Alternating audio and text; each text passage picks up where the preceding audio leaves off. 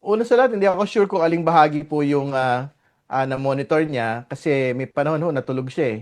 Doon sa kanyang araw-araw po na pagpunta sa paglilitis, no? Yun po yung una. Pangalawa, tingin ko naman ho, naging very fair ang atin pong presiding officer. Dito po sa kanya pong pagpapatakbo. Nito pong paglilitis po na ito, may panahon para mag-object talaga profusely yung pong depensa doon sa mga inilalatag po ng prosecution. And yung prosecution witnesses ho, tingin ko, in most parts, no, na ipapakita ho talaga nila yung iba't ibang facets.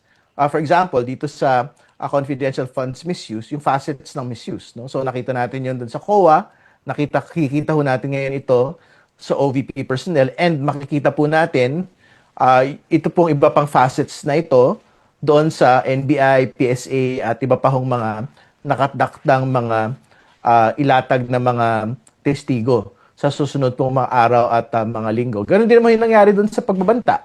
Nung nakita ho natin yung presentation ng 3 levels of NBI witnesses, no, yung ginawa ho nilang presentation po ng evidence. No? So, tingin ko, we are very much confident doon po sa pagkakapresenta ng amin pong mga testigo. And we are expecting the same until the very end.